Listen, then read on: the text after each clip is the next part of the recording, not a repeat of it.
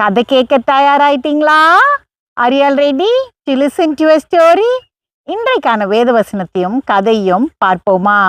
Shall we see today's Bible verse and a story? அரசாங்கத்துக்கு நம்ம வரி கட்டணுமா கட்டக்கூடாதா? Should we pay taxes to the government or not?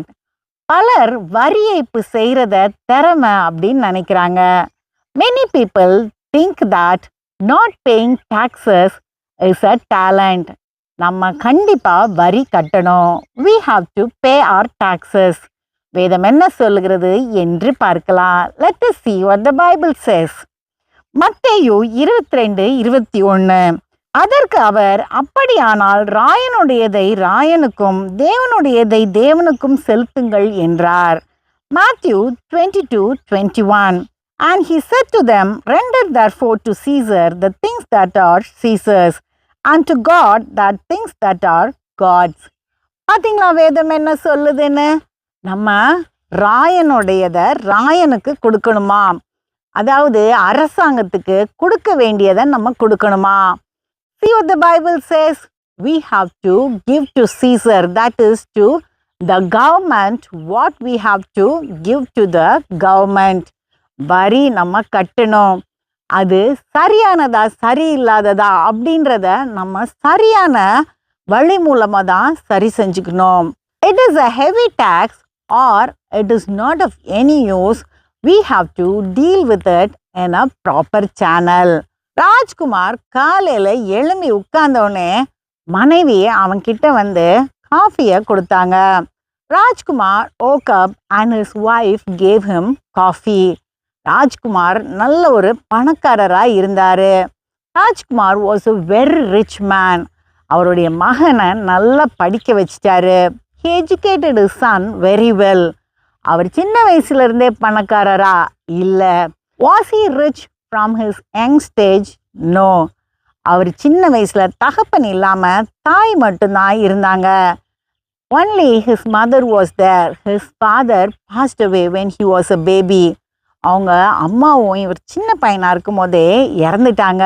His mother also passed away when he was a small boy. அவங்க அம்மா இறந்த பிறகு பூர்வீகமாக இருந்த நிலத்தை விற்று அதில் வந்த காசை வச்சு ஒரு தொழிலை இவர் தொடங்குறாரு. After his mother's death, he sold the land that he got through his mother, and with that money he started a small business. அதை வச்சு கஷ்டப்பட்டு அவர் உழைச்சி நல்ல பணக்காரராக வளர்ந்து வந்துட்டார்.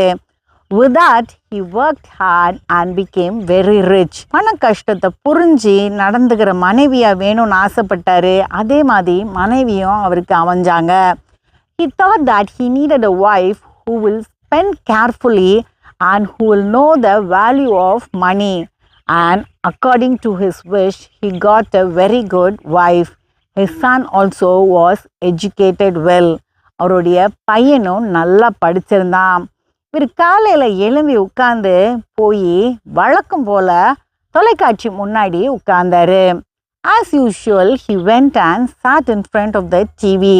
அப்போது செய்தித்தாள் வாசல்படியில் வந்தது. அதை எடுத்த மனைவி, நீங்கள் இந்த வருஷம் வருமான வரியை கட்டணும், இல்லைன்னா உங்கள் மேலே அரசாங்க நடவடிக்கை எடுக்கும், இதுதான் இன்னைக்கு தலைப்பு செய்தி அப்படின்னு அவர்கிட்ட சொன்னாங்க.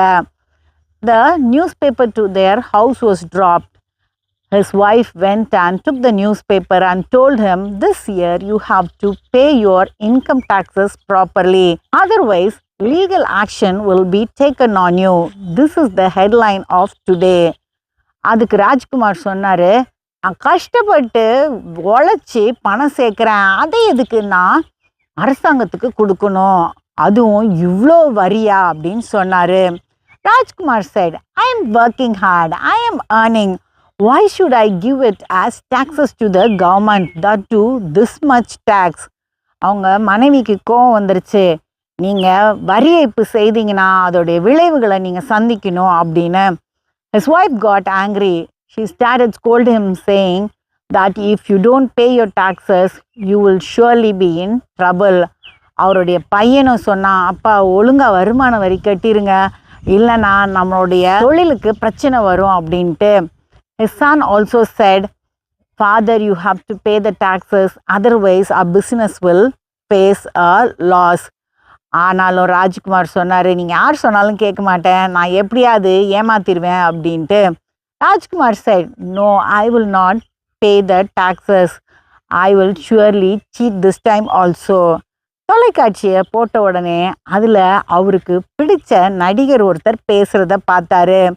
As soon as he switched on the TV, he saw his favorite actor speaking on the TV. அவர் சொன்னார், வருமான வரி எல்லாரும் கட்டணும், சீக்கிரமாக கட்டணும் அப்படின்னு அறிவுரை கொடுத்தாரு. The actor said, everyone must pay their taxes, their income taxes at the earliest. இதை கேட்ட உடனே ராஜ்குமார் கிளம்பி வெளியே போனார். After hearing this, Rajkumar got ready and went out. சாயங்காலம் வரும்போது அவன் மனைவி கிட்ட ஒரு பையை கொடுத்து, நான் வருமான வரி கட்டினதுக்கான காகிதங்கள்லாம் இதில் இருக்குது அப்படின்னு கொடுத்தாரு. In the evening, he came back and gave his wife a bag saying, there are papers in this for which I have paid my taxes. மனைவி கேட்டாங்க, எப்படி கேட்டீங்க அப்படின்ட்டு. His wife was shocked. She asked, how did you pay? அவர் சொன்னார், நீ காலைல எனக்கு பிடிச்ச நடிகர் தொலைக்காட்சியில் சொன்னார்ல, அதனால கட்டிட்டேன் அப்படின்னு.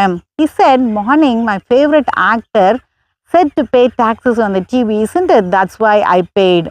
மனைவி சொன்னாங்க, நான் சொன்னேன், பையன் சொன்னான், கேட்கவே இல்லை, சரி ஏதோ கேட்டுட்டீங்களா, பரவாயில்ல அப்படின்ட்டு. His wife said, I told, our son told, but you did not listen to it, but anyway you have paid, it's fine. அடுத்த நாள் காலையில் செய்தித்தாளை திறந்த உடனே ராஜ்குமாருக்கு பயங்கரமான அதிர்ச்சி இருந்தது. Next day Rajkumar open the news paper to see a shocking headline. அவருக்கு பிடிச்ச நடிகர் வரி ஏய்ப்பு செய்ததுனால அவர் வீட்டில் சோதனை செஞ்சு அடுத்த கட்டமாக அவரை கைது பண்ண போகிறாங்கன்னு சொல்லிச்சு அந்த செய்தி. The headline was, his favorite actor has not paid his income tax, so there was raid in his house and legal action was to be taken on him. Rajkumar யோசிச்சாரு, அறிவுரை சொன்னவனே இப்படி மாட்டிக்கிட்டானேன்னு. Rajkumar thought the person who advised is in trouble. எது எப்படியோ நம்ம வருமான வரி செலுத்தணும், அது நமக்கு ஆசீர்வாதம். Whatever it is, we have to pay our taxes. It is a blessing for us. அடுத்த கதையில் சந்திப்போம். Let us meet in the next story.